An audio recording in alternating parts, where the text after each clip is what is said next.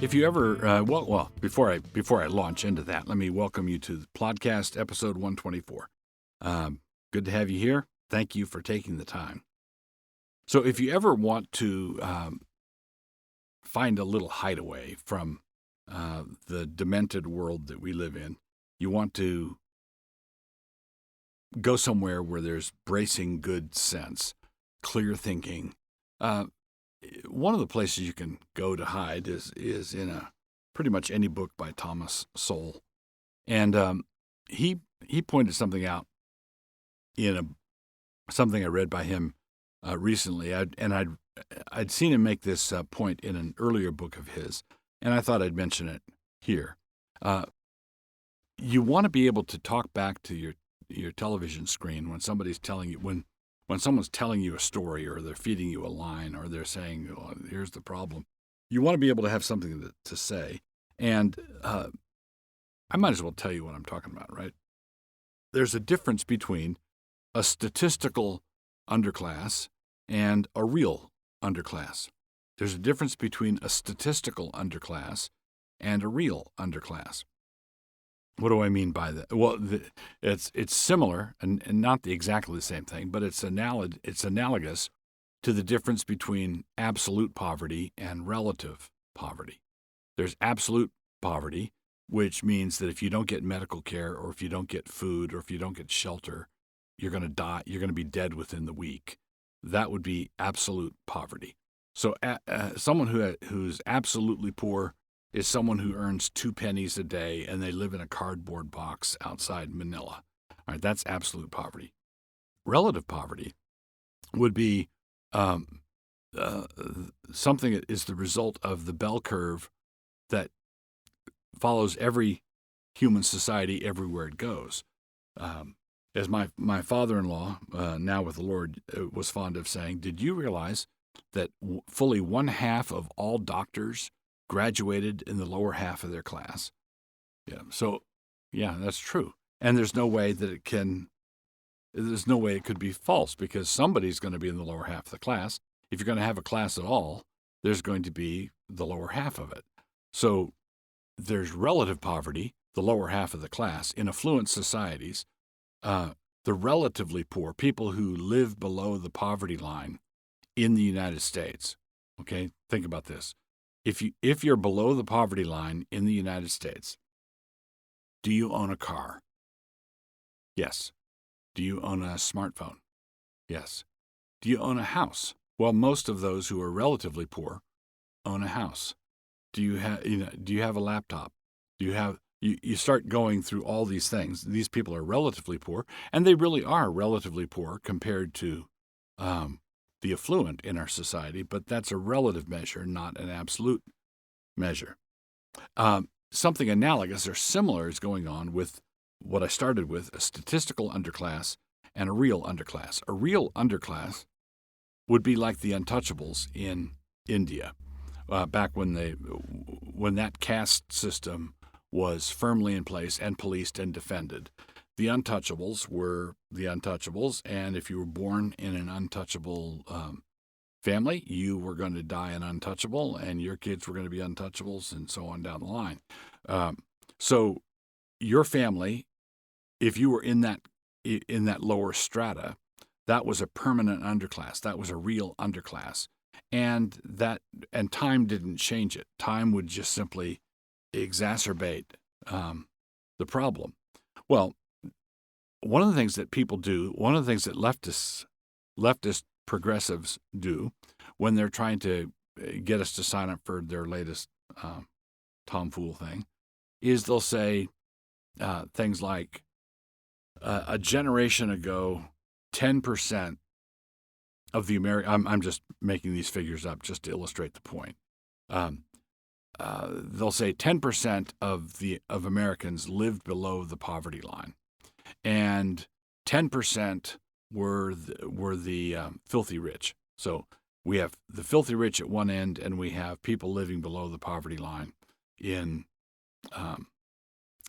this particular year. Now, let's say, for the purposes again of our illustration, that 20 years later, 12% of the people are below the poverty line, and 8% are filthy, stinking rich. Okay? Now, it'd be very easy for a demagogue to point at that and say, look, the rich are getting richer and fewer, and the poor are getting poorer. Now, just there are a number of factors here, but like who sets the poverty line? Who's in charge of that? Is that a bureaucrat? Is that a line drawn by bureaucrats? Who does that? Secondly, are we talking about absolute poverty or relative poverty, the thing I was talking about earlier? But the main point I want to make here today about the difference between a statistical underclass and a real underclass is this. 20 years ago, when you're looking at that 10% who were below the poverty line, where are the people, Smith, Murphy, Jones, the people who were in that class back then, 20 years ago, where are they now? In other words, in a statistical underclass, you've got 10% of people living in poverty, and then 20 years later, you've got 12% of the people living in poverty. Yes, but they're not the same people. They're not the same people. If you were talking about the untouchables in India, you would be talking about the same people. But when you have newlywed couple, they've been married 6 months, he's in graduate school, they're living below the poverty line, they're living in a small studio apartment, and they walk to school, and they're eating beans and rice, right? They really are on the lower end of the spectrum because they're trying to make it. He's trying to make it through graduate school in biology so that he can then go to med school. Where is he going to be? Where is this man going to be in 20 years? In other words, in America, we have a remarkably fluid society, and it really is, there really is a lot of upward mobility. So there's a difference between a statistical underclass that I might be a member of in the year 2000 and not be a member of in 2019 at all. And Thomas Sowell is a good place to go if you want bracing reminders of this sort of thing. Always will be God. So we're continuing with our podcast, episode 124, and it's hamartiology time. And last time I reminded you that we were going to be doing a cognate word set of cognate words swirling around the word ungodly, and we've come to the second one. The verb that means to live in an ungodly way is asebeo, and only occurs twice in the New Testament. So the first time is in 2 Peter, and as we saw in Romans 1, it's a sin that incurs the wrath of God. So in Romans 1:18, it was talking about the wrath of God coming upon ungodliness, the sin. Here, it's in 2 Peter 2:6, it says, and turning the cities of Sodom and Gomorrah into ashes, condemned them with an overthrow, making them an ensample unto those that after should live ungodly. All right, so in other words, God wants us to remember what happened to the cities of the plain. There was Sodom and Gomorrah and then the 3 other cities. Jesus told us to remember Lot's wife. Remember, she was judged in that cataclysm. And we are told here in 2 Peter and also in Jude that the summary judgment that fell on those cities was designed by God to be a warning to those that afterward should live ungodly. In other words, God wanted the story of Sodom and Gomorrah told for the benefit of anyone who wants to live in an ungodly way, anytime after. That would include us. Although we're thousands of years after, there are plenty of our number who want to live in an ungodly way, and so God destroyed those cities as an example. So this is a slightly different take on LGBTQ month or other pride activities such as marches. LGBTQ history needs to include Sodom and Gomorrah. Those who want to live in an ungodly way want to celebrate it, and in that celebration, they are rejoicing in something that God condemns. In an earlier podcast, in the previous one, we mentioned the passage in Jude that uses this word along with its cognates. And here's that verse again. To execute judgment upon all, and to convince all that are ungodly among them of all their ungodly deeds, which they have ungodly committed. There's the verb. And of all their hard speeches, which ungodly sinners have spoken against him. So, just a few verses above, that's Jude 15, just a few verses above, I think it's in verse 7, Jude mentions the great negative example of Sodom and Gomorrah again. If we are told to remember it, then perhaps we ought to take heed. If God tells us repeatedly to remember this, perhaps we ought to remember it.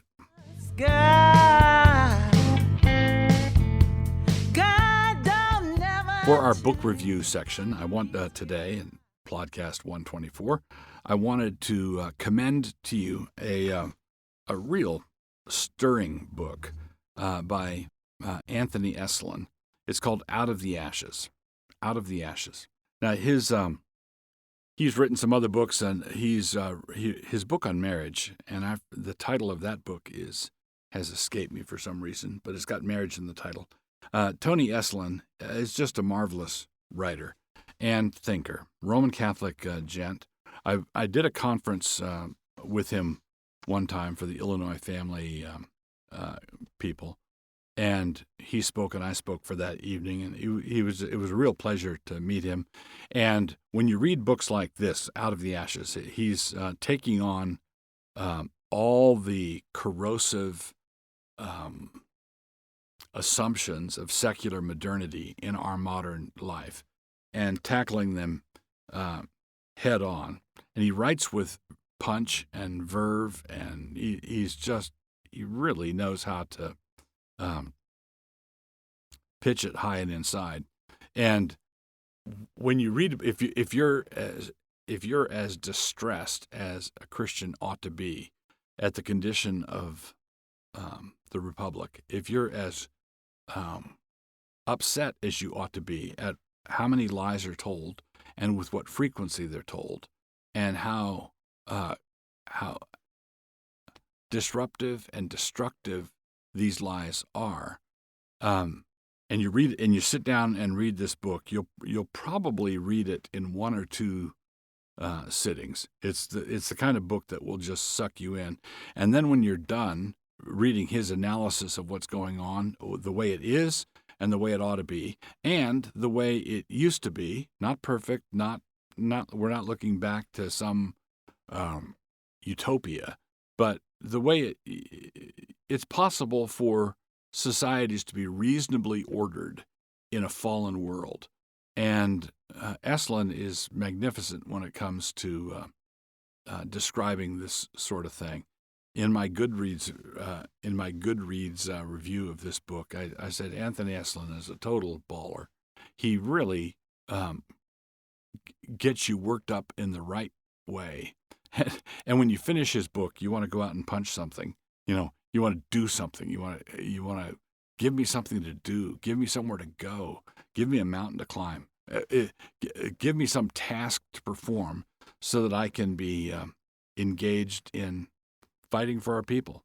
Out of the Ashes by Anthony Esolen. Really, really fine book about the cultural malaise that has got America by the throat currently, and how we need to be thinking in order to counteract it. It's a great book.